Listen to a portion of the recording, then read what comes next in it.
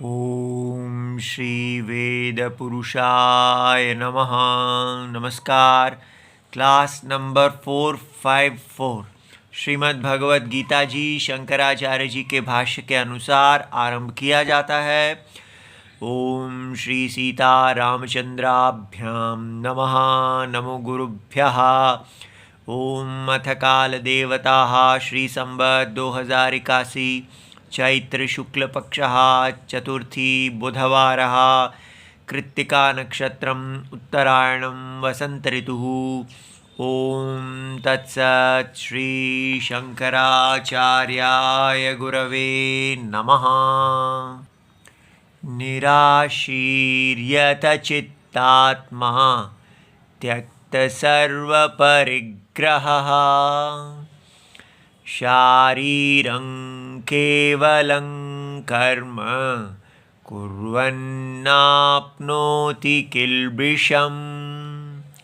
अध्याय नंबर 4 और श्लोक नंबर 21 और पुस्तक है गीता प्रेस गोरखपुर, बुक नंबर 10, शंकराचार्य जी के भाष्य वाली भगवद गीता जी। अच्छा जी, तो अब हमें ये अच्छी तरह पता है कि ये जो श्लोक हैं ये भगवान कह रहे हैं कि ये उनके लिए है जो बाल्यकाल से ही कर्म में प्रवेश किए बिना, अर्थात उनका यज्ञोपवीत नहीं हुआ है और उन्होंने कर्म में अभी वैदिक कर्मों को नहीं किया है, लेकिन पूर्व जन्म के ही किए हुए कर्म योग के कारण उनका चित्त शुद्ध है और उनको आरंभ से ही कर्म संन्यास में अधिकार है। और वो किस प्रकार एक कर्म सन्यासी के समान जीते हैं, तो इसमें यहाँ ये बताया गया है। तो हमने देखा है निराशी ही सब आशाओं से विगत वो केवल साक्षी आत्मा, स्वप्न के अंदर वो रहते हुए भी केवल स्वप्न की आत्मा में ही प्रतिष्ठित रहते हैं। जैसे हम कहें कि लहर में रहते हुए भी जल में प्रतिष्ठित रहते हैं। ठीक है, तो इसलिए दो प्रतिष्ठाएं हैं। एक अविद्या अज्ञान के कारण, तो लहर जैसे शरीर है और जल जैसे आत्मा है, उसी प्रकार स्वप्न के शरीर में रहते हुए भी स्वप्न के सत्य में उनकी प्रतिष्ठा है।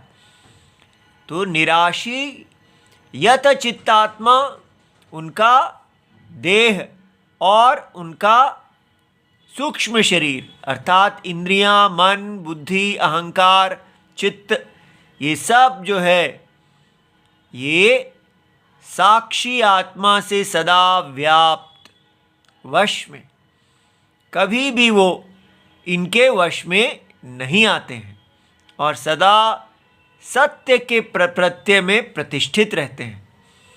त्यक्त सर्व परिग्रह, और उनका कोई भी साधन जो है परिग्रह, जिसको व्यक्ति धर्म के लिए परिग्रह करता है, वो सब उन्होंने त्याग दिए हैं और वो एक परिव्राजक की तरह जी रहे हैं। तो ऐसी स्थिति में कहा गया शारीरम केवलम कर्म,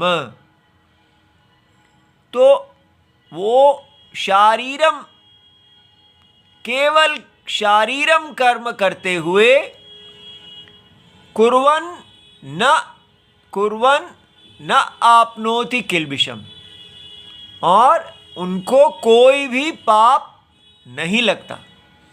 ठीक है, तो यहाँ पर इस वाक्य के ऊपर आज भगवान लंबी बात करने वाले हैं। क्या है वो बात?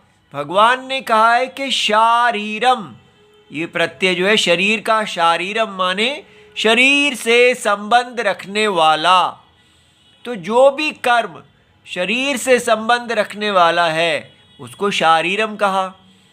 तो शरीर स्थिति मात्र प्रयोजनम, उनके लिए अब कर्म का इतना ही प्रयोजन रह गया है, पर्पस रह गया है। फल, कर्म के फल में केवल इतना ही उनका लाभ है कि उनके शरीर की स्थिति चलती रहे और वो उस शरीर से सदा ब्रह्म, सत्य और मिथ्या में विवेक करते रहें, आत्मा में बने रहें। तो केवलम तत्र भी अभिमान वर्जितम, किंतु इस प्रत्यय को शरीर स्थिति मात्र प्रयोजन कर्म करते हुए भी वो अकर्ता ही हैं। इतने कर्म में भी उनका कोई कर्तृत्व नहीं है। तो याद रहे, ये कर्तापन ऐसे नहीं चला जाता कि आज से मैं अपने आप को कर्ता नहीं मानता। मानने से कुछ नहीं होता, देखना है कि कैसे ये सारा स्वप्न साक्षी आत्मा से पूर्ण है, सारी लहरें एक जल से पूर्ण हैं। इस प्रकार, तो इस प्रकार वो अकर्ता होते हुए कर्म कुर्वन् न आपनोति न प्राप्नोति किल्बिषम, कोई भी पाप को वो प्राप्त नहीं करते। तो किल्बिषम क्या है? अनिष्ट रूपम पापम धर्मम च, ना उनको पुण्य की प्राप्ति है ना पाप की प्राप्ति है। क्यों?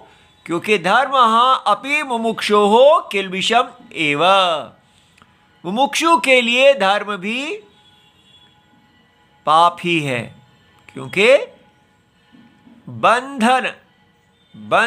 आपादकत्वात्, क्योंकि वो संसार के अंदर शरीर देने वाला है। तो उनके लिए ना धर्म इष्ट है और ना अधर्म, वो केवल साक्षी आत्मा में ही बने रहते हैं। अब यहाँ से एक बहुत बड़ा डिस्कशन, विचार आरंभ होगा जो हमारे लिए बड़ा महत्वपूर्ण है। देखिए, भगवान ने प्रश्न रखा है, किंच शारीरम केवलम कर्म। ये जो यहाँ लाइन कही गई है कि शारीरम, शरीर से संबंध रखने वाला केवल कर्म इत्यत्र, इसका क्या अर्थ लेना चाहिए? यहाँ पर दो विकल्प दिए गए हैं, ये भी लिया जा सकता है और ये भी लिया जा सकता है। तो दो विकल्प कौन से हैं? किम शरीर निर्वर्त्यम शारीरम कर्म अभिप्रेतम। ठीक है, तो एक है जो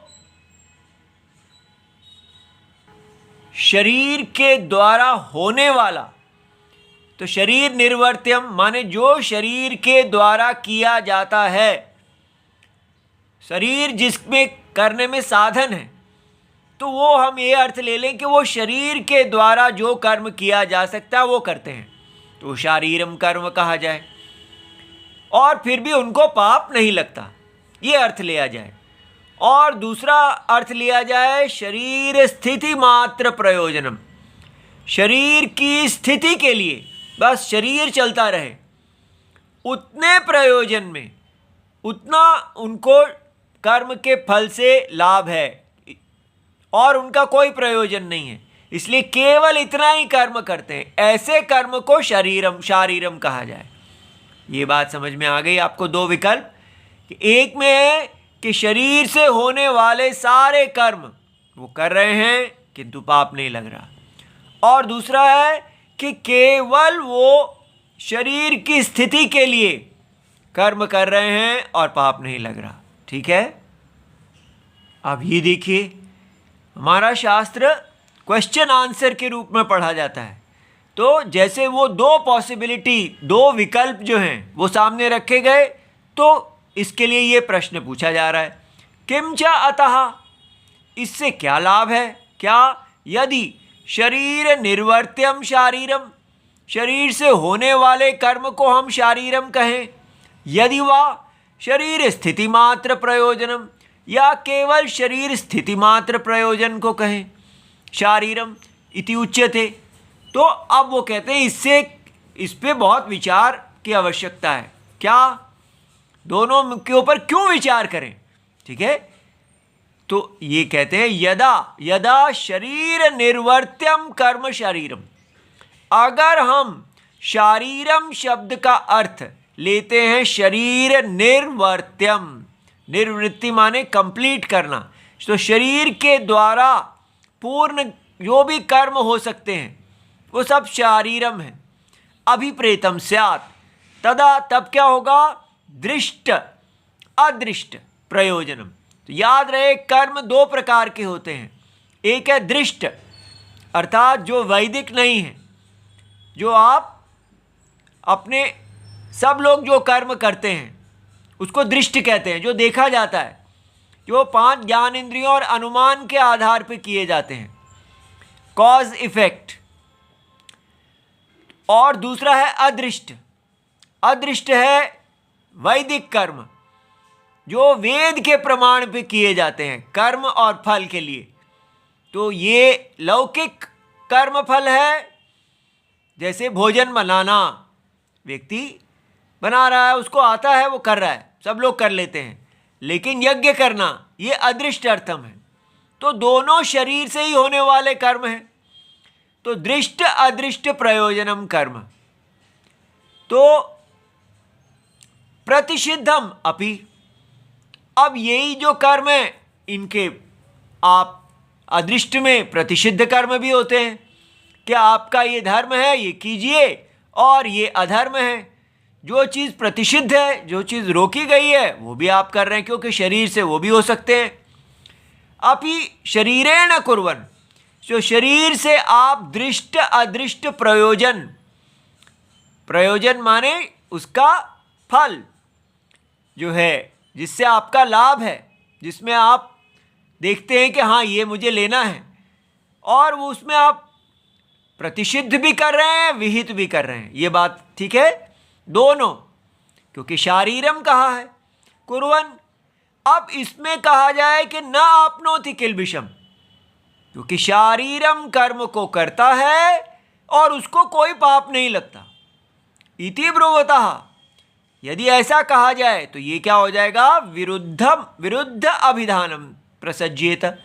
ये तो वेद के विरुद्ध है कि अगर कोई अपने शरीर से पाप कर्म करे, प्रतिषिद्ध कर्म करे, प्रतिषिद्ध कर्म से पाप लगना चाहिए लेकिन उसको कोई पाप नहीं लगता, तो ये विरुद्ध हो जाएगा। दूसरा, अगर हम कहते हैं शास्त्रीय च कर्म दृष्ट अदृष्ट प्रयोजनम, अर्थात शास्त्रीय माने अब जो शास्त्र के द्वारा विहित हैं, प्रतिषिद्ध कर्म वो नहीं करता, शारीरेण कुर्वन्। इतना कहा जाए कि शारीरम का अर्थ हमको इतना ही लेना है कि वो केवल दृष्ट और अदृष्ट यज्ञ आदि वो कर्म करते हैं और न प्राप्नोति किल्बिषम, उनको कोई पाप नहीं लगता।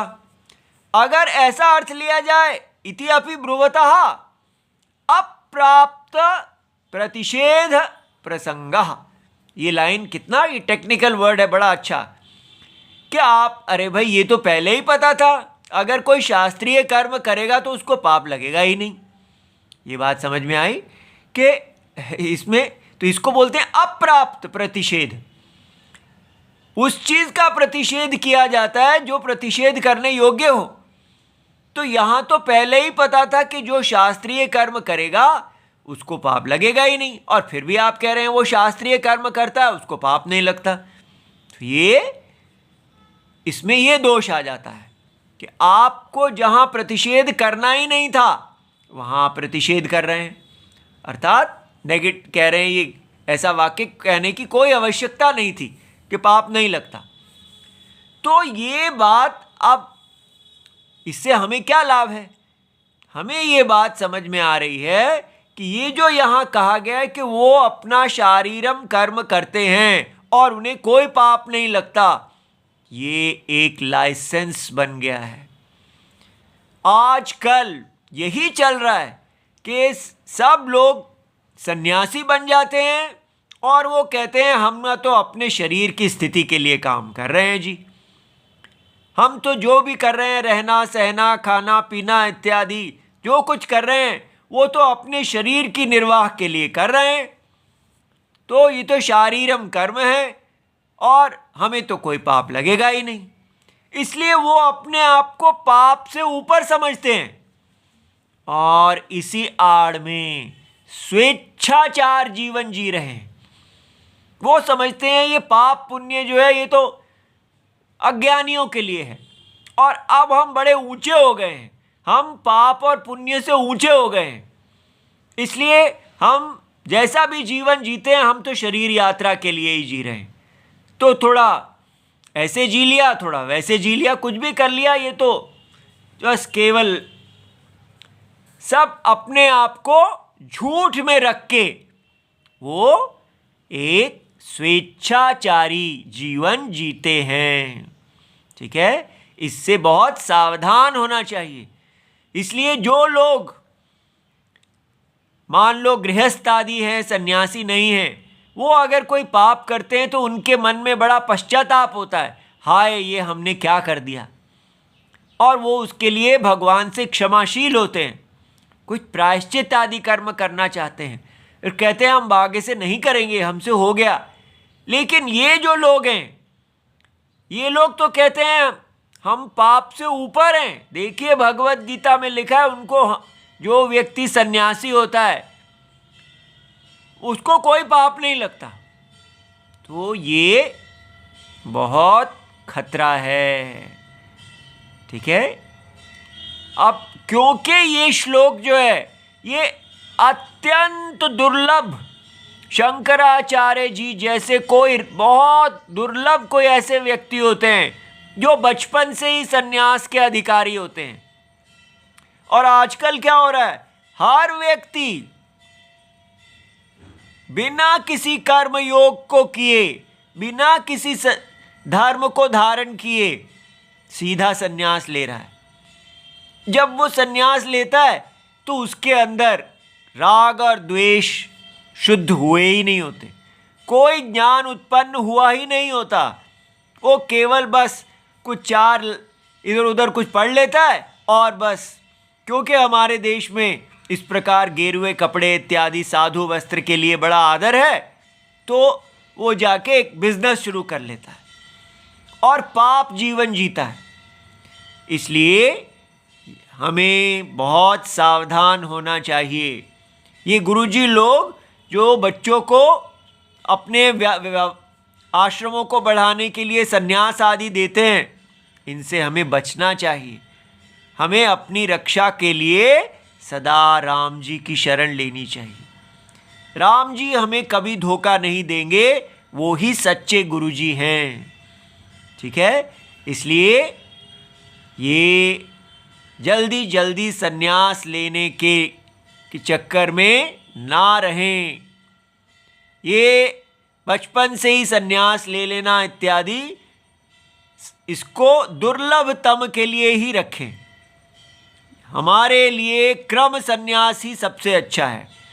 पहले ब्रह्मचर्य, गृहस्थ, वानप्रस्थ सन्यास, धीरे धीरे धीरे पकिए, धर्म को कीजिए, भगवान की आज्ञा के परायण रहिए, और पकते पकते अति पक्व होके सन्यास की तरफ जाएं। ठीक है, इस सन्यास का वस्त्र इतने महान लोगों ने धारण किया है, इसकी मर्यादा का बहुत बड़ा दायित्व है जो इसको धारण करता है।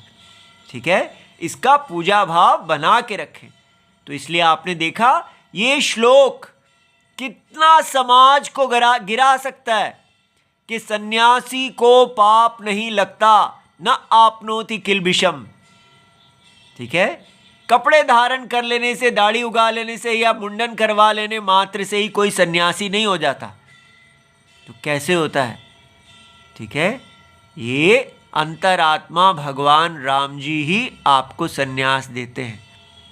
उनकी आज्ञा से ही हम कर्म को धारण करते हैं, और उनकी आज्ञा से ही हमें उस कर्म को त्यागना चाहिए। इसलिए जब तक हमको सबसे पहले राम जी से जुड़ना नहीं आएगा, हिंदू की एकमात्र बल है गायत्री मंत्र। गायत्री मंत्र हमको अंतरात्मा साक्षी आत्मा के अधीन करती है कि वो हमारी धी का प्रचोदन करने वाले हैं। हमारी बुद्धि, हमारी वाणी, हमारे कर्म सब अंतरात्मा हमारे गुरुजी हैं। उनका ध्यान करना, उनसे प्यार करना, वरणीय मुनि को वरना, ये स्टार्टिंग पॉइंट है। यहाँ से आरंभ करना है। हम सीधा पुस्तकें इत्यादि के चक्कर में पड़ जाते हैं और जो भगवान से जुड़ते ही नहीं। और किसी को बताओ तो वो कहता है क्या भगवान गुरुजी के रूप में मिलते हैं? क्या भगवान पढ़ाते हैं? क्या भगवान हम उनसे व्यवहार कर सकते हैं? लो बताइए, अगर व्यवहार ही नहीं कर सकते, कुछ करते ही नहीं, तो किस काम के भगवान? ठीक है, इसलिए हमने उनको एक बिलीफ बना दिया है। आत्मा, जगत की आत्मा विश्वास का विषय नहीं है, नित्य अनुभव के विषय हैं। सदा अपने गुरुजी के अधीन रहें, तब ये भगवत गीता आपके लिए कल्याणकारी होगी। नहीं तो ऐसे वाक्य के सन्यासी को पाप नहीं लगता, वो समाज को एकदम पतित करने वाला होगा। ये सन्यासी जो हमारे गुरुजी बने हुए हैं, इनसे हम सीखते हैं, ये स्वयं महापापी हो रहे हैं, क्योंकि ऐसे वाक्यों को देख के इनको लगता है कि हमारे लिए ये पाप आदि है ही नहीं। ठीक है, तो इसलिए भगवान ने ये प्रसंग ला के दिखाया कि शरीर निर्वर्त्यम कर्म को अगर आप लेते हैं, शरीर से होने वाला कर्म करने पर पाप नहीं लगता, तो आप मुश्किल में फंस जाएंगे। अब देखिए, इसको मीमांसा कहते हैं कि शास्त्र में अच्छी तरह विचार करना कि कौन सा अर्थ हो सकता है, कौन सा नहीं हो सकता। अब इसके साथ आगे वो फिर और विचार करते हैं। शारीरम कर्म कुर्वन् इति विशेषणात्, इसका एक अर्थ और भी लिया जा सकता है कि यहां पर शारीरम कहा है, तो ऐसी विशेषण से केवल शब्द प्रयोगात, इसके बाद क्या है? शारीरम शब्द केवलम च वांग मनस निर्वर्त्यम कर्म। अब क्या हुआ कि शारीरम में ले लिया शरीर, वाणी और मन, क्योंकि कर्म तो 3 प्रकार के होते हैं। आप शरीर से कर सकते हैं, उसको शारीरिक कहते हैं, और वाणी से करो और मन से करो। तो क्यों ना यहाँ पर इसका अर्थ कुछ कहते हैं कि ऐसा लिया जाए कि वो वाणी और मन से कर्म जो होने वाले निर्वर्त्यम कर्म, उनको करता है और शरीर के कर्मों को नहीं करता है। ठीक है, तो शरीर के कर्मों को नहीं करता है और वाणी और मन के कर्मों को करता है। तो विधि प्रतिषेध विषयम, और वाणी और मन से वो विधि जो करने योग्य है वो भी करता है और जो नहीं करने योग्य है वो भी करता है। माने वाणी अगर झूठ बोले तो वो प्रतिषिद्ध कर्म होता है। ठीक है, इस प्रकार मन से आप ऐसा विचार करें जो नहीं करना चाहिए, वो भी पाप देने वाला है। तो इसलिए ये धर्म अधर्म शब्द वाच्यम, तो धर्म और अधर्म उसके द्वारा कुर्वन् प्राप्नोति किल्बिषम, और पाप को प्राप्त होता है, क्योंकि जो वो न प्राप्नोति है, वो न शब्द उन्होंने लगा दिया शरीर के साथ। शारीरम कर्म न कुर्वन्, न को उधर लगा दिया, शरीर के कर्मों को नहीं करता हुआ वाणी और मन के कर्मों को करता है और उसको पाप लगता है। अब ना क्योंकि यहां से हट गया तो आ गया कि प्राप्नोति किल्बिषम। अगर ऐसा अर्थ हो जाए तो कहते हैं तत्रपि वांग मनसाभ्याम विहित अनुष्ठान पक्षे, अगर उसका ये रखा जाए कि वाणी और मन से वो विहित अर्थात केवल धार्मिक कर्म करता है, तो किल्बिषम, तो तब किल्बिष प्राप्ति वचनम विरुद्धम, तब ये कहा जाए कि पाप लगता है तो ये तो विरुद्ध अर्थ हो जाएगा, तो ये तो ठीक नहीं है। और दूसरा प्रतिषिद्ध सेवा पक्षे अपि भूतार्थ अनुवाद मात्रम, अगर वो वाणी से झूठ बोलता है, मन से भी विचार, जो भी वो विचार स्मरण आदि करता है जो प्रतिषिद्ध है, और कहा जा रहा है उसको पाप लगता है, तो ये तो भूत अर्थ है, ये तो पहले ही सिद्ध है। शास्त्र को वो बताना चाहिए जो सिद्ध नहीं है, इसलिए ये वाक्य अनर्थक हो जाएगा, क्योंकि ये वो बता रहा है जो पहले ही सिद्ध है। इसलिए कैसे ये दोनों अर्थ नहीं लिए जा सकते हैं, ठीक है। तो ये कहा यदा तु शरीर स्थिति मात्र प्रयोजनम शारीरम, अगर हम शारीरम को शरीर स्थिति मात्र प्रयोजनम, इसलिए सन्यासी के लिए केवल बस इतना ही करना है कि उनका शरीर चलता रहे, कोई पॉलिटिक्स नहीं, ठीक है। बस वो अपना भिक्षा लेने के लिए जाते हैं, भिक्षा लेके फिर एकांतवास करते हैं। वो सदा गांव में इसलिए जाते हैं, भिक्षा लिया और फिर वापस बाहर चले गए। ऐसा शारीरम कर्म अभिप्रेतम, उसको शारीरम कर्म किया अर्थात भिक्षा अटनम मात्र। तदा दृष्ट अदृष्ट प्रयोजनम कर्म विधि प्रतिषेध गम्यम शरीर वांग मनस निर्वर्त्यम अन्यद, अर्थात वो ना कोई इसके भिक्षा अटन के अतिरिक्त कोई दृष्ट अदृष्ट जो भी शरीर वाणी और मन से किए जाते हैं वो अकुर्वन, उनको नहीं करते हुए, ना वैदिक कर्म ना लौकिक कर्म, तै ही अन्यत, उनसे अन्य, एव शरीर आदि भी, शरीर स्थिति मात्र प्रयोजनम केवलम। इसलिए ये कितनी ऊंची चीज है, कितनी बड़ी तपस्या है। क्या आप अपने आप को इस स्वप्न की नगरी में कोई प्रयोजन देखते ही नहीं? क्या करना है इस स्वप्न की नगरी में? वो केवल स्वप्न की आत्मा में बने रहते हैं और शरीर को जितना अन्न चाहिए उतना वो भिक्षा में ले लेते हैं, बस। इसको कहते हैं शरीर स्थिति मात्र प्रयोजनम। केवलम शब्द प्रयोगात, ये जो केवल शब्द है, अहम करोमि ऐसा, इति अभिमान वर्जिता, इसमें भी कोई अभिमान नहीं।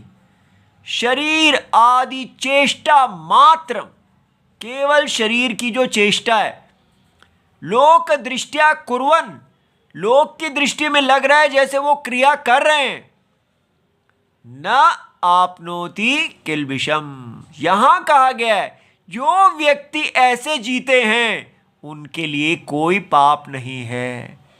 आप देख रहे हैं कि ये कितने ऊंचे लोग हैं, और आजकल किस प्रकार हमारा हिंदू धर्म इतना पतित हो गया है। सारे के सारे हमारे सन्यासी आदि सब शास्त्र के विरुद्ध हो गए हैं। इसलिए हम सबको अपने अंदर आत्ममंथन करना चाहिए, या यदि चाहे हम सन्यासी हैं, गृहस्थ हैं, जो भी हैं, हमें अपने वैदिक धर्म की रक्षा के लिए दूसरों पे उंगली उठाने की बजाय अपने ऊपर देखना चाहिए। हे राम जी, हमारी रक्षा कीजिए। एवं भूतस्य पाप शब्द वाच्य किल्बिष प्राप्ति असंभवात, तो ऐसा जो व्यक्ति है इतना ऊंचा, एवं भूतस्य, इसका पाप शब्द वाच्य, जो किल्बिष शब्द यहां कहा गया है जिसका अर्थ है पाप, उसको इस पाप की प्राप्ति असंभव है। ठीक है, तो किल्बिषम का मतलब संसारम न प्राप्नोति, ऐसे व्यक्ति के द्वारा जो भिक्षाटन मात्र कर्म किया जा रहा है उससे वो संसार को देने वाले, पुण्य पाप को देने वाले कर्म नहीं होते उनके, और वो पुनर्जन्म को प्राप्त नहीं करते। क्यों? क्योंकि ज्ञान अग्नि दग्ध सर्व कर्म त्वात्, क्योंकि ये ज्ञान जो है कि वो सारे को स्वप्न देखते हैं और निष्प्रयोजन देखते हैं सारे कर्मों को, उनका कोई अस्तित्व ही नहीं है, आत्मा को अकर्ता देखते हैं। ठीक है, कर्मणि यह अकर्म पश्येत, जो देखा है हमने, उसको कहा ज्ञान एवं अग्नि, ज्ञान अग्नि के समान है। दग्ध सर्व कर्मात् कर्मत्वात्। ठीक है, तो प्रतिबंध अप्रतिबंधे न मुच्यते एवं, उनको जो मोक्ष है उसमें कोई प्रतिबंध नहीं आता, वो बड़ी सरलता से मुक्त हो जाते हैं। इसलिए पूर्वोक्त सम्यक दर्शन फल अनुवाद एव एष, तो ये जो कहा कि पाप नहीं लगता, ये पहले कहे गए सम्यक दर्शन, ठीक दर्शन का ही अनुवाद मात्र है, कोई नई चीज नहीं है। जो भी व्यक्ति तत्व ज्ञान में होगा उसे कोई पाप नहीं लगेगा। जैसे भगवान ने अपने बारे में कहा कि मैं तत्व ज्ञानी हूं और मुझे कोई पुण्य और पाप की प्राप्ति नहीं होती। एवं शारीरम केवलम कर्म इति अस्य अर्थ परिग्रह निरवध्यम भवति। इसलिए भगवान ने कहा यदि ये अर्थ लिया जाए तो निरवध्यम, कोई दोष नहीं होगा। ऐसे शास्त्र की रक्षा करनी चाहिए। राम जी हमारे गुरु जी बनिए, सदा आप ही हमारे गुरु रहें। ओम नमो भगवते वासुदेवाय। प्रणाम।